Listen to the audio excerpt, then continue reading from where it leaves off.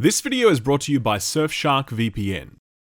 Alright, Spider-Man. Never forget the dash, or Marvel's lawyers will end you. So to be clear, this review is essentially a port report. If you have never played Spider-Man before and you're wondering if it's a good video game, then dude, what the fuck? If you've been living under a rock, Spider-Man fucking rules, and it's easily the best superhero game since Arkham, and arguably one of the best action games ever made. It really is just a fantastic gift to gamers, to comic book fans, to MCU fans, to anyone who just likes a good time. And if you want to hear me gush about the game for a full 18 minutes, you can do so by watching my review of the PS4 game that came out a few years back. All of that holds true here for the remaster. It's just that now it looks even better, and Peter Parker has a different face for some reason. I'll leave a link to that original review below the like button. So like I said, this review digs deep into that soon-to-be-released PC port and takes a look at how it performs. I put about 10 hours into this across 3 different systems, 2 PCs and the Steam Deck, which was really interesting, by the way. I'm looking forward to getting to that part of the review.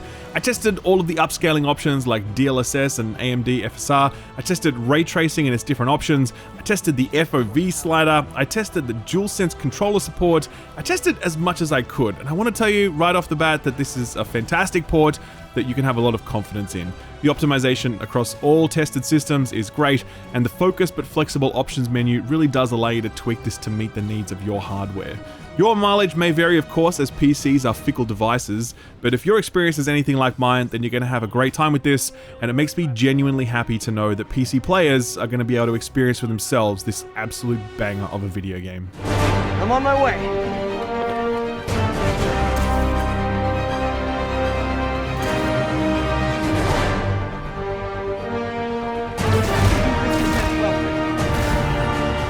Let's begin by taking a tour of the impressive PC options menu.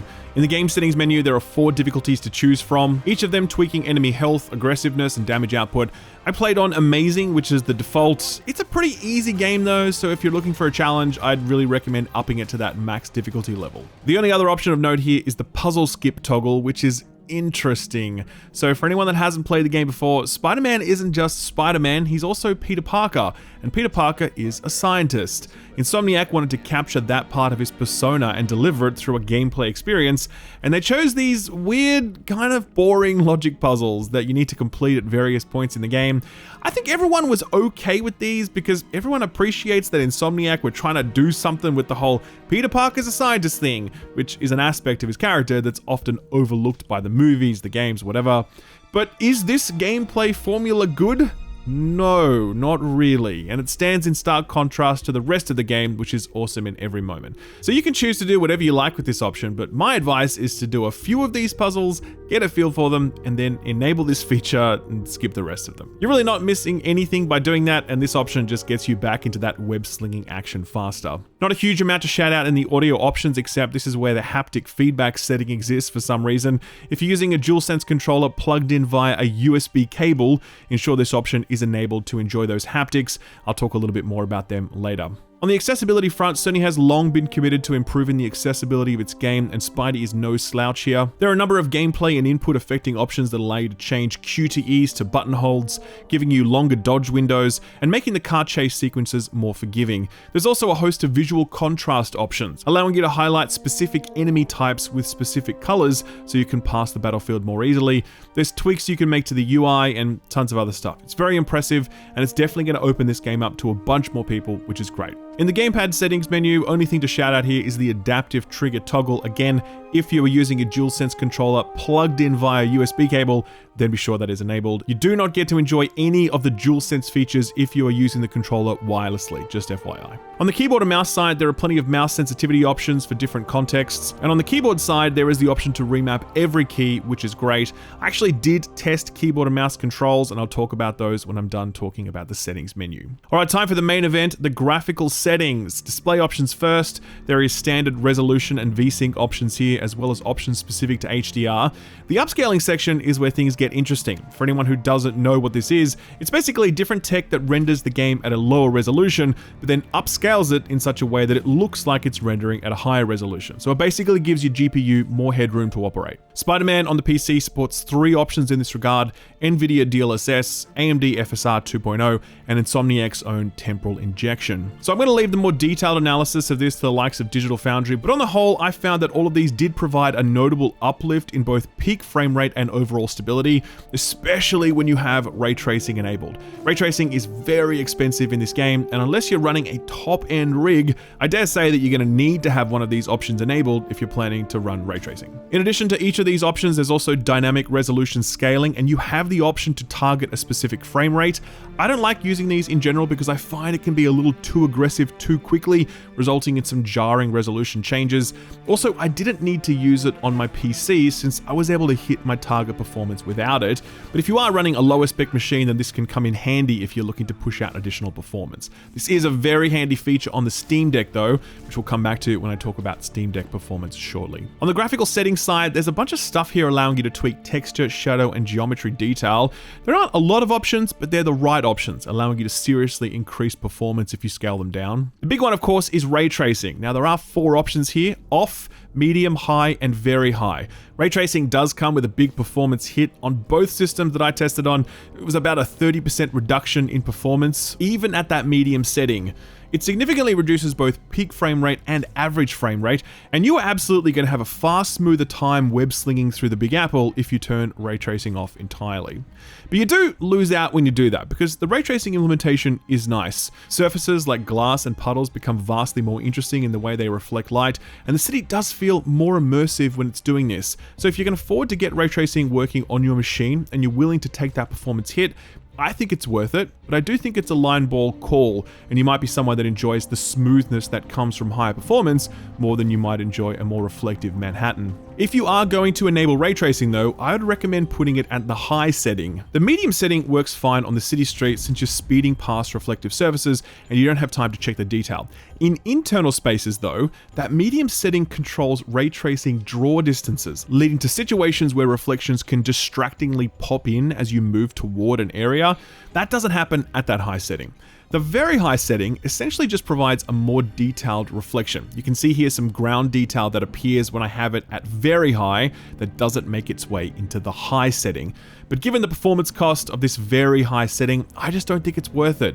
The high setting means I get reflections both in and outdoors that look great, without any of that pop-in that occurs at the medium settings, and without the performance hit that comes at the very high setting. So I'd recommend setting ray tracing reflections to high or turning them off altogether. The other big ticket item in the graphics menu is a field of view slider, allowing you to significantly increase that field of view or reduce it should you feel so inclined. Now listen, I'm someone that always increases field of view in games, usually to around 105, which some people feel is too wide, others feel it's not wide enough. I hate that fisheye view that you get when you push FOV too far, but I always try and push it to the widest I can before that fisheye effect really kicks in. I was excited to see the inclusion of an FOV slider here because I thought, hey, let's see more of New York City while you're swinging through it. What's not to love? Let's jack that bad boy. The thing is, I didn't like it one bit. It's going to be personal preference, of course, but I found that a wider FOV really reduced that sense of immersion that I had when I was web swinging. Part of that is the sensation of speed, since you're further away from Spidey and he's smaller compared to his surroundings. Part of it is the framing of the action, where you're zoomed out, so it doesn't let you soak up Spidey's brilliant aerial acrobatics in quite the same way. The big one though is just how much of your screen becomes dead foreground when you zoom out like this. New York skyline is essentially a set of corridors for Spidey to navigate, and when you max out FOV, 80% of your screen just becomes buildings in the foreground, windows and brick walls and whatever else. It doesn't look great to have so much of your screen filled up with that stuff, as I think this comparison showcases. Yeah, you do get some impressive wide-angle vistas when you're up above the skyline, but I think that they were already impressive enough, and I don't think that a wider FOV does much to enhance them. So I tinkered with this a lot, but in the end, I left it on the default setting, which is one of the few times in any video game where I've done that. So let's bring all this together. How does this thing run? I spent about 10 hours with Spiderman on 3 different systems: a desktop PC with an RTX 2080 Ti and an AMD Ryzen 7 3700X. The second was a laptop with an RTX 3070 and an Intel Core i9 2900H. And the third system was a Steam Deck. I did all my testing this week, which is important because Sony sent out the build for this a while back, but issued a major patch just a few days ago that did a whole bunch of stuff. A lot of it focused on improving performance when ray tracing is enabled, improving DLSS efficacy, enabling AMD FSR, and improving performance on the Steam Deck. I'll also flag that Sony have said they're still working to improve two specific things in the near term. The first is ray tracing performance, where they've said, quote, "We are still finalizing ray tracing settings and are working on offering additional options at launch for more fine-grained control over ray trace image quality," end quote. Secondly, they've also said that development is ongoing for AMD FSR image quality improvements. So that's the background. It may sound a bit ominous, but I promise you it's not. In my experience, this is an excellent port and a far, far cry from those disappointing debut days of Horizon Zero Dawn. I will make the point that this is my experience and mine alone. Yours may be different. Elden Ring ran great for me when I reviewed it, but that wasn't the case for everyone. So as always, your mileage may vary, but here's how things went for me across 3 systems. I started my playthrough on the RTX 2080 Ti. The main goal I had for that system was to be able to play at 1440p max settings, ray trace enabled, maintaining a solid frame rate at or above 60 FPS. After some fine tuning in the settings menu, I was able to hit that goal, basically. If I turn ray tracing off, I'm looking at a solid 60 to 100 FPS, tending toward the upper end, but it does feel silky smooth, fantastic performance. With ray tracing enabled, one constant I experienced across both PCs is that frame rate will fluctuate a lot based on on-screen events. There's a lot going on in New York City, huge amounts of geometry to render, dynamic lighting, reflective surfaces, weather effects, traffic, people, you name it. Ray tracing takes up a lot of the headroom that could have been utilized to guarantee higher performance, so even with DLSS on, I was still getting around 60 FPS, but with drops to as low as around 50, maybe 45, depending on what was going on. I was okay with this, to be honest, in the sense that ray tracing is a luxury on the 2080 Ti, but I think on balance, that system is better suited to having ray tracing turned off. On the 3070 laptop, performance was better. 1440p, max settings, DLSS on, and ray tracing off, I was averaging around 100 FPS. That would spike up to 120 and drop to as low as around 80. Still, despite these fluctuations, it felt really smooth. Turning ray tracing on and setting it to high, average frame rate did drop to around 70 FPS, but it would spike to as high as around 80 and drop to about 60. Again though, it felt really smooth. The 30 series GPUs are the ones that are designed to handle ray tracing properly, and I feel like it was doing that here. What about the humble Steam Deck? So the footage you're seeing here is the game running on deck. If you're watching this on a monitor or a TV, you're gonna be like, ew, that looks terrible. But remember that you're typically viewing this on a small handheld 800p screen where it looks a hell of a lot better. So first questions first, can you run this at a smooth 60 FPS? Absolutely not. Or if you can, I certainly couldn't find the combination of settings to get it running like that. But no, it's not possible, which is the case for most graphically intensive games when playing them on deck.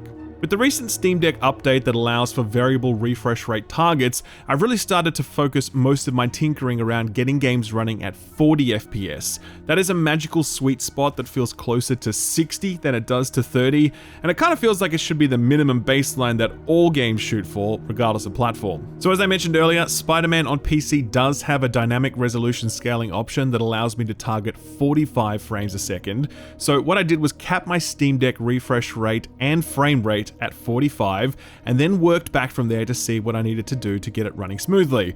I was successful, basically. Setting everything to medium, I was able to achieve a very steady 45 FPS in internal spaces, and somewhere between 30 and 45 FPS when web swinging.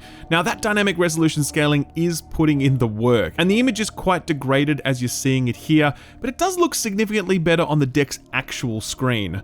Plus, it's Spider-Man on a handheld at 45 FPS. It may not look the best, but it feels pretty fantastic, to be honest. I played around 3 hours of the game on deck, and I didn't feel frustrated by the performance, or the lack of visual clarity, or the controls. None of that. It was just a really pleasant play experience, so I booked that as a win. Do be warned though that if you try and jack this thing, it will crash your Steam Deck, which is something that actually doesn't happen that often with Steam Deck. I've found it's usually pretty stable, but I found that if I tried to really pump the settings on this, it would just hard crash my Steam Deck and I'd have to reset it, so be warned of that. So just to recap those Steam Deck settings, set everything to medium, turn on dynamic resolution scaling in-game to 45, and cap your Steam Deck's refresh rate and frame rate to the same. If you manage to find a better config for yourself, then please post it below in the comments section. More broadly, I think this game looks incredible. The remaster adds significantly more visual detail over and above the base PS4 version of the game, with everything from faces to lighting to texture detail getting a significant uplift.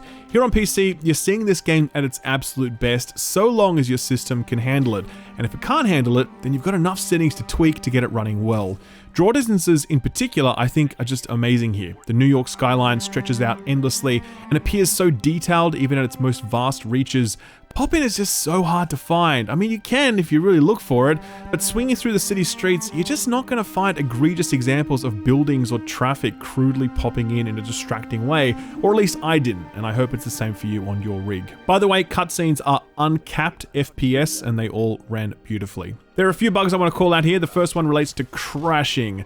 So this game does not like to be alt-tabbed. Across both PCs I tested, I would regularly crash when I would alt-tab. I counted at least 7 crashes in my 10 hours. 2 of those actually hard crashed my PC, necessitating a restart, so that wasn't fun.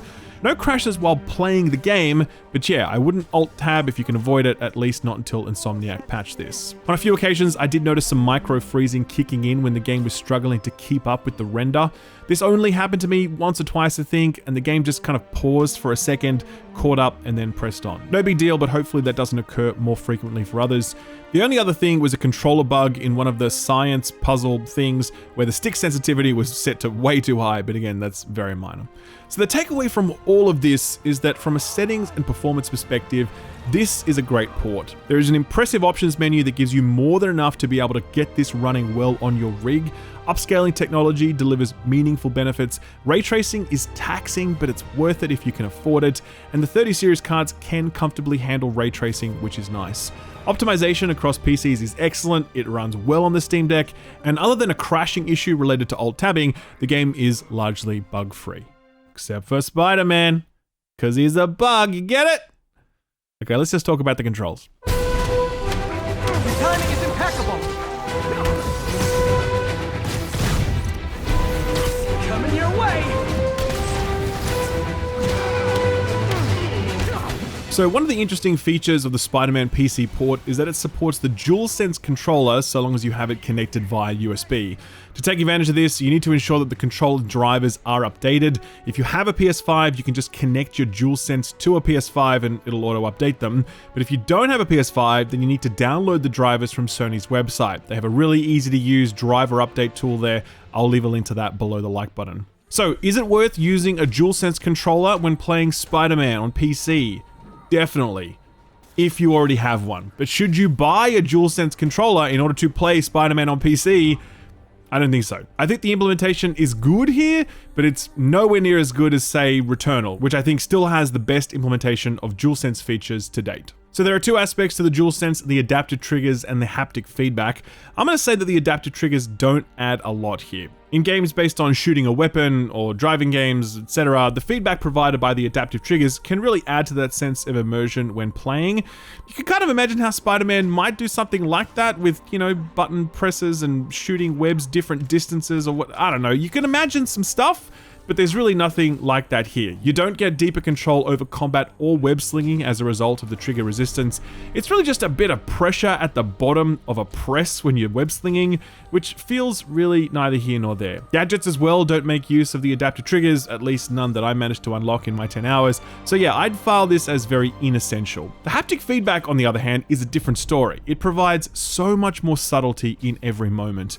That rush of air that you see when you're free falling, you can feel that steadily build in the controller. When you snap out a line, you can feel the gentle jolt as you take the tension of it, and you can feel that tension in the line grow as you arc deeper into your swing, and then slightly decrease as you begin to arc upwards.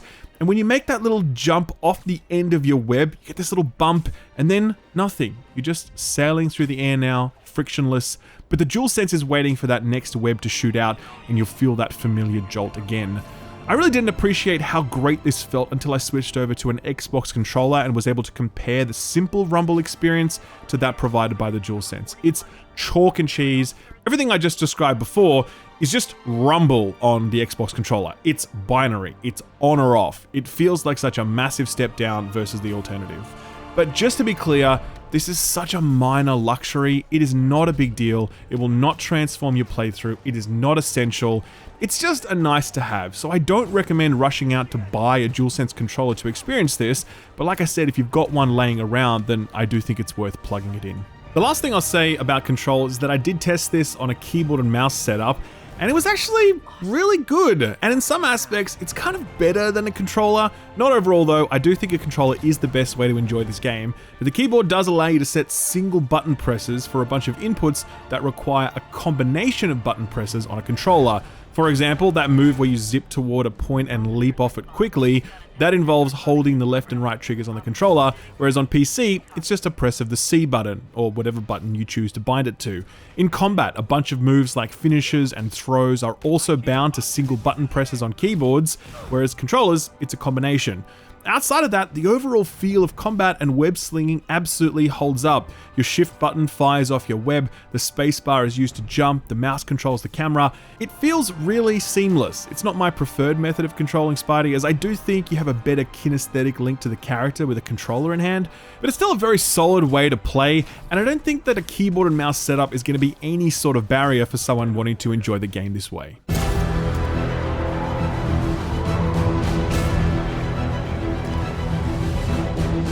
So what else is there to be said? Well, on PC, when you launch the game, it first brings up a launcher window that lets you calibrate settings before you load the game. And I love that. That is awesome. Every game should do this. The other thing I noticed on that launcher is a mysterious PlayStation PC link, which doesn't do anything now, it just boots you to a broken URL, but it does seem to indicate that Sony are going to add a PC games tab to their website, similar to the way they have sections for PS4, PS5, and PSVR. All of this is in line with Sony's burgeoning commitment to the PC platform. The studio that made this port, Nixxes Software, was recently acquired by Sony. To this point, Sony have released PC ports for Horizon Zero Dawn, Days Gone, and God of War. We also know that Uncharted and The Last of Us are both on their way to PC, and it's all but confirmed that Returnal is on the way there as well. Clearly, Sony are making PC games a part of their portfolio going forward, and I love that because the PC is my main platform. But more than that, I'm just glad that PC players get to experience this stuff. Xbox's approach to console exclusives guarantees PC players equal access to those titles. Sony doesn't have quite the same strategy, as they want to keep the focus on selling more of their console hardware. That's okay, each business is different, and if that's how Sony wants to play it, fair enough. I'm just glad that these games do arrive on PC eventually, and when they do hit, they hit that quality bar. Let's not forget that PC ports of console games, particularly those coming out of Japan, do not have a great track record. But I think stuff like Spiderman really goes to show that Sony aren't cutting any corners here and are trying to deliver the same high quality experiences that they serve to their console customers. All of this is by way of saying what I said at the start of this review. Spiderman rules, the PC port is great, you're gonna love it. Guys, let's be real here. We're nerds. We're cool nerds, but we're nerds nonetheless. We play video games. We know what HDR means, sort of. We watch Loki and Invincible and The Boys and Downton Abbey. Wait, what? How'd that last one get in there? Point is, we live much of our lives online, and that means our data is just hanging out there. Our passwords, our IP address, our personal information. It's all over the World Wide Web, and in 2021, we can't just not think about that. We have to take steps to protect our data. Enter Surfshark VPN, the single best means of protecting your online security. Surfshark VPN encrypts your online data, protecting you from identity thefts and hacks, and their clean web feature automatically blocks over 1 million known malicious websites, phishing methods, and other threats. But if the security aspect doesn't hook you, it also lets you access geo-blocked content, something particularly useful here in Australia since pretty much everything is geo-blocked. With Surfshark VPN, I can just boot it up, select a server location, and immediately begin accessing international streaming content in seconds. You can use Surfshark on multiple devices at once, which is something that almost no other VPN allows. It's available on pretty much every platform you can think of. It has 24/7 customer support, and it has a full 30-day money-back guarantee. Best of all, they're offering an 83% discount and 3 months free when you use offer code SKILLUP at checkout. Click the link in the description below or visit surfshark.deals/skillup. Thanks Surfshark for sponsoring the video, and thank you for watching it.